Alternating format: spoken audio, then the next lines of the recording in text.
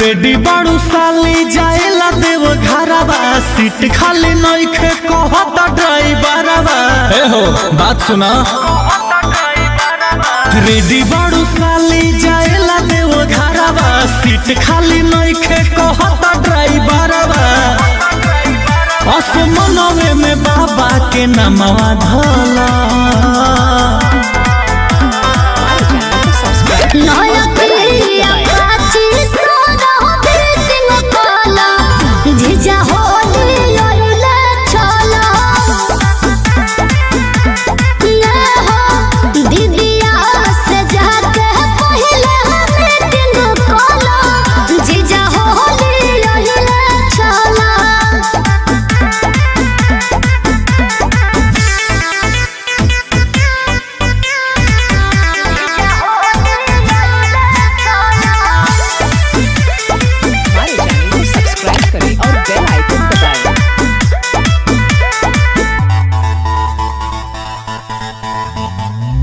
हद से भी ज्यादा महंगा भइल पेट्रोल हो।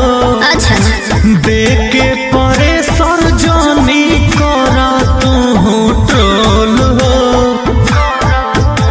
देखी बड़े दिन से आशा रहला बोले बहनी हो, माना करी हो ना बात महादेव के पास। रद्द कर पलान जन हाथ मला,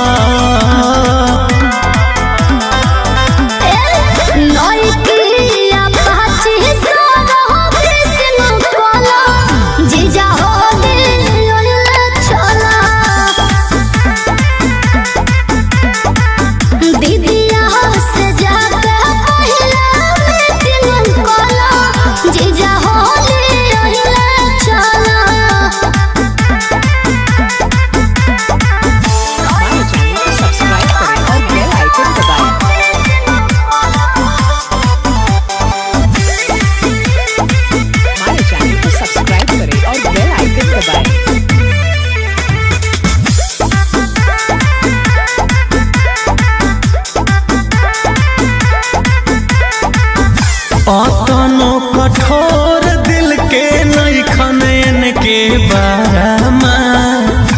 दर्शन करई है तोहके रंजित यारे सारामा।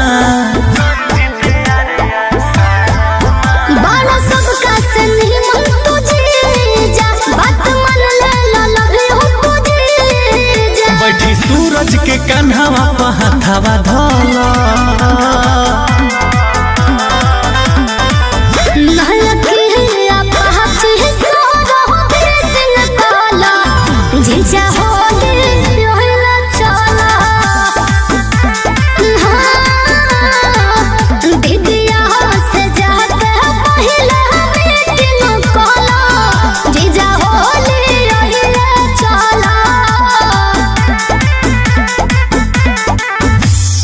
हमारे चैनल को सब्सक्राइब करें और बेल आइकन दबाएं।